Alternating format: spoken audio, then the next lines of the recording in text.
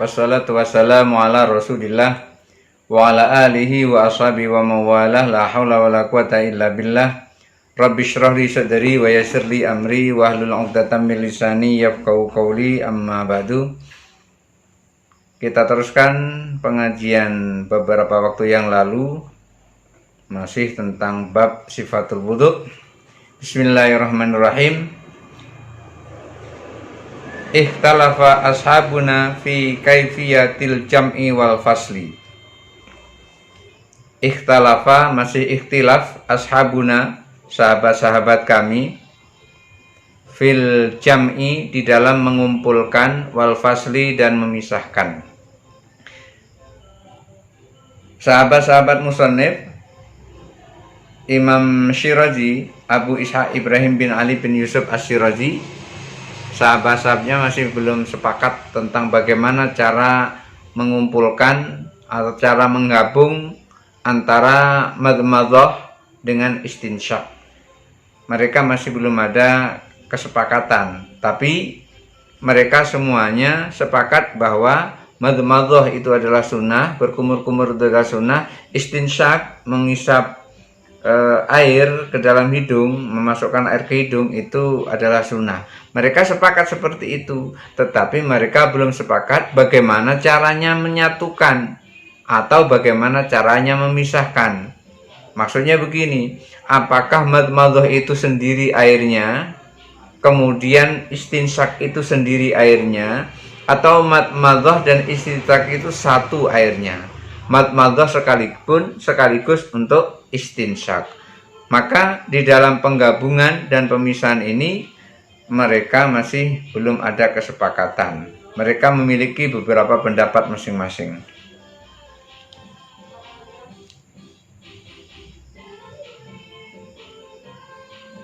Faqala ba'dhum, sebagian mereka ulama Syafi'iyah, sebagian ulama Syafi'iyah ada yang berpendapat ala qaulihi fil ummi, tetapi pendapatnya itu didasari pada pendapat Imam Syafi'i di dalam kitab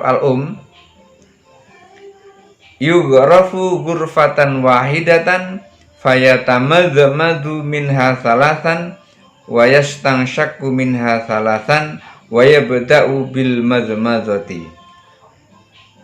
Pendapat mereka yang didasari di dalam kitab yaitu yughrafu ghurfatan wahidatan, untuk membasuh mulut atau untuk berkumur-kumur itu hanya satu cedokan atau satu ghurfah, satu cedokan, hanya satu cedokan saja, tidak dua cedokan tapi satu cedokan saja. Wa yastanshaqqu minha salasan, kemudian satu cedokan tadi itu juga untuk istinsyak. Jadi pendapat pertama ini mengatakan cukup satu sendokan, satu cedokan, satu gayung maksudnya, satu gayung, satu cedokan, tapi satu cedokan ini untuk berkumur-kumur sekaligus untuk istinsyak. Jadi berkumur-kumur 3 kali, kemudian istinsyak 3 kali. Jadi caranya kurang lebih seperti ini. Begitu nyedok, kemudian terus berkumur-kumur sekaligus dengan hidung, kemudian kumur-kumur lagi sekaligus dengan hidung, kumur-kumur lagi sekaligus dengan hidung untuk istinsyak. Jadi satu cedokan itu untuk berkumur-kumur 3 kali dan untuk istinsyak 3 kali. Wa yabda'u bil madmadhati, tetapi diawali dengan madmadhah, diawali dengan kumur-kumur. Jangan istinsyak dulu baru kumur-kumur, maka lebih enak sambil kumur-kumur kemudian sisa air itu dimasukkan ke hidung, kumur-kumur lagi sisa air dimasukkan ke hidung, kumur-kumur lagi dimasukkan sisa air ke hidung. Itu pendapat yang pertama yang dilandasi dalam kitab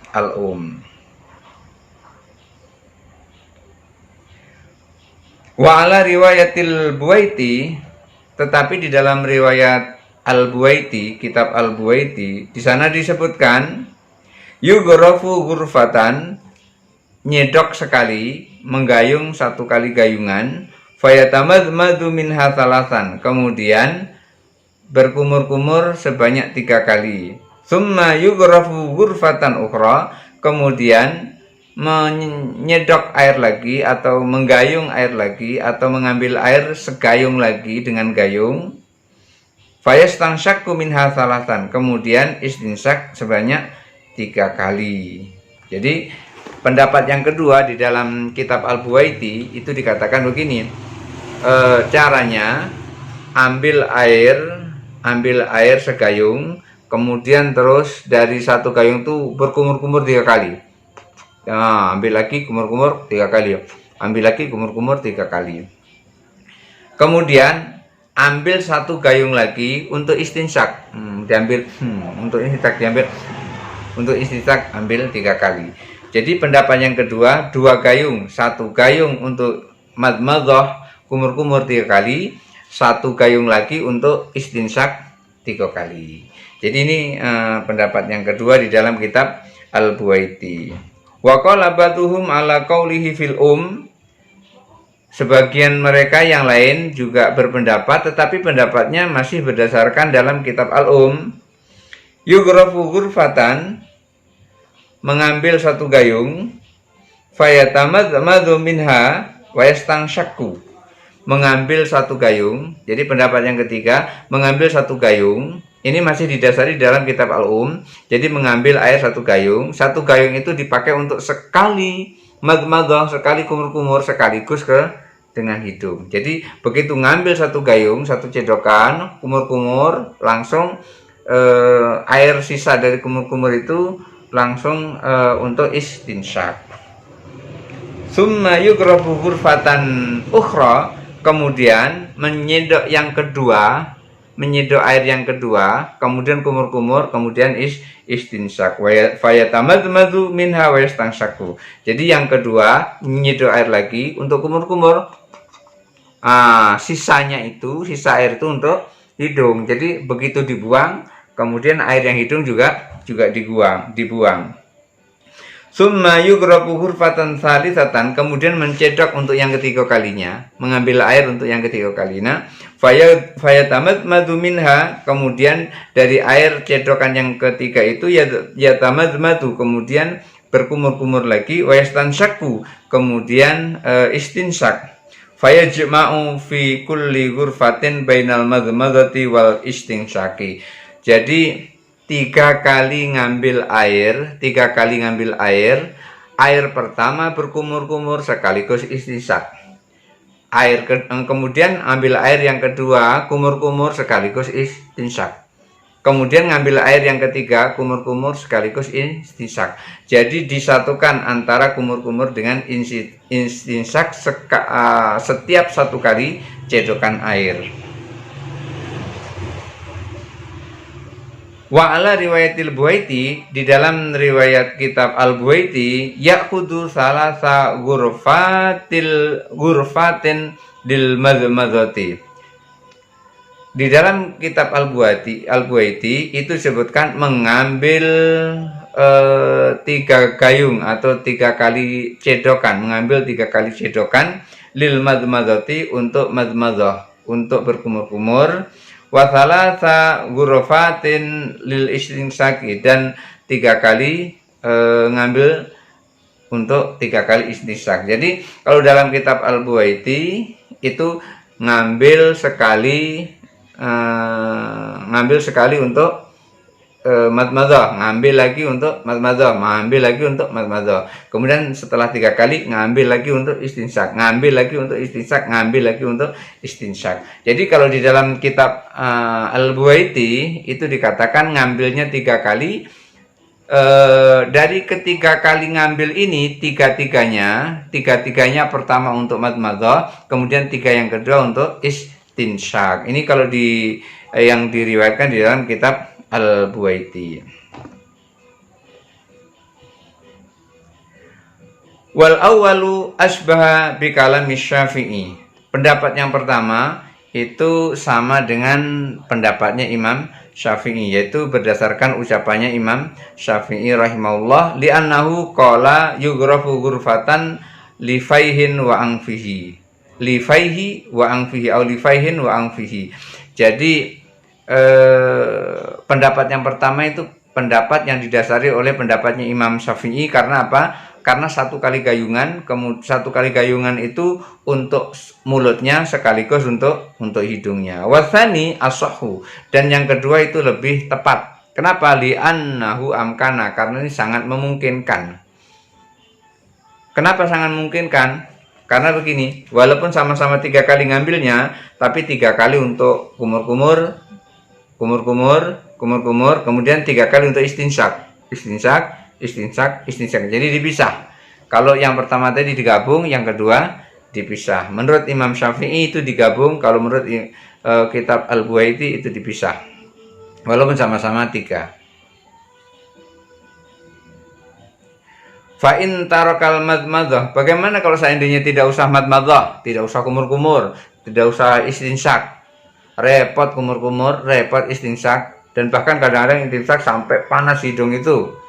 Bagaimana kalau seandainya tidak madmadah, tidak istinsak? Fa'in tarokal madmadah, kalau seandainya meninggalkan madmadah wal istinsak dan meninggalkan istinsak, jaza, boleh, tidak apa-apa. Boleh saja, tidak apa-apa. Kita wudhu tidak kumur-kumur, tidak apa-apa. Kita wudhu tidak istinsak, juga tidak apa-apa. Jadi langsung ngusap muka gitu saja, tidak apa-apa. Atau cuci tangan dulu, cuci tangan langsung ngusap muka, tidak apa-apa. Atau kalau seandainya tidak cuci tangan, wudhu itu langsung niat nawaitul wudhu alirafil hadasil azwadillahi ta'ala, langsung basuh muka. Muka yang langsung dibasuh. Sudah muka baru tangan kanan, baru tangan kiri, kemudian baru rambut, kepala, kemudian baru telinga, baru kaki. Tidak usah madmadah, tidak apa-apa. Tidak usah istinsak, tidak apa-apa. Liqaulihi sallallahu alaihi wasallam li a'rabiyyin, berdasarkan sabda Rasul sallallahu alaihi wasallam kepada orang Badui. Rasulullah menyampaikan kepadanya, tawaddo kama amarakallah, berwudulah kamu seperti yang Allah perintahkan kepadamu. Apa yang Allah perintahkan kepadamu? Faksilu wujuhakum wa aydiyakum ilal marafiqi wamsahu biru'usikum wa arjulikum ilal ka'baini. Jadi yang diperintahkan oleh Allah itu membasuh muka, membasuh tangan, membasuh kepala, dan membasuh kaki. 4 macam ini. Ini yang diperintahkan oleh Allah. Yang lainnya adalah sunnah. Yang wajib adalah 4 ini. Maka Rasulullah sampaikan, tawaddo kama amarakallah, berwudulah kamu seperti yang Allah perintahkan kepadamu. Walaisa fima amarallahu ta'ala al-madmadah, tidak ada perintah Allah itu untuk berkumur-kumur. Allah tidak perintahkan di dalam berwudu berkumur-kumur. Walal istinsak, juga Allah tidak perintahkan di dalam wudu itu istinsak. Berkumur-kumur dan istinsak itu adalah yang dilakukan oleh Nabi Muhammad SAW. Tidak diperintahkan Allah, tapi dilakukan oleh Nabi Muhammad SAW. Maka hukumnya sunnah. Boleh dikerjakan, boleh juga tidak. Sunnah artinya dikerjakan mendapat pahala, ditinggalkan tidak apa-apa. Tidak menyebabkan wudhunya batal kalau seandainya tidak madmadah, tidak istinsak.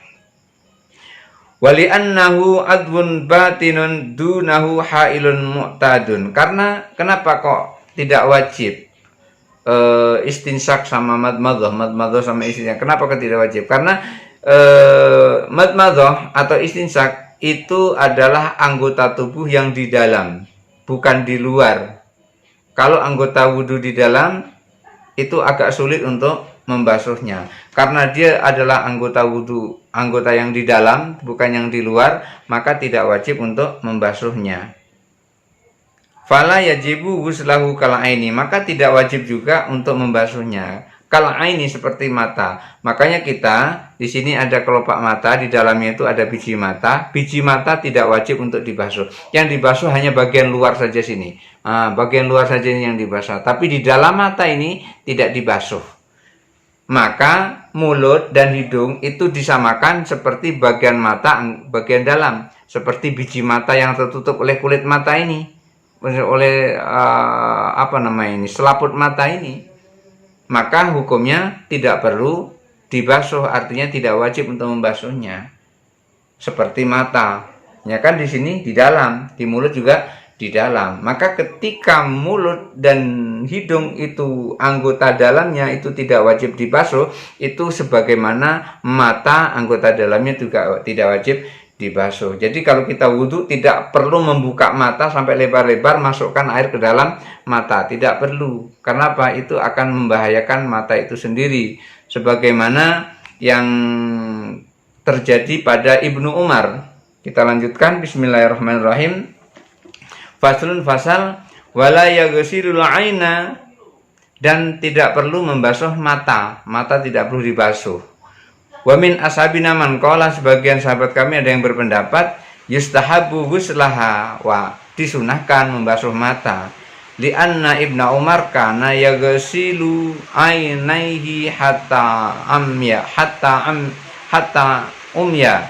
Jadi Ibnu Umar itu pernah membasuh matanya itu sampai buta. Wal awwalu aswahu, yang pertama itu yang tepat. Kenapa tepat? Karena lebih selamat, tidak perlu membasuh biji mata. Li'annahu lam yangkul lidzalika ani Rasulullah sallallahu alaihi wasallam, karena itu tidak diambil dari Rasulullah sallallahu alaihi wasallam qaulan wala fi'lan, baik itu ucapan maupun perbuatan. Rasulullah tidak pernah perintahkan kita untuk mencuci mata kita.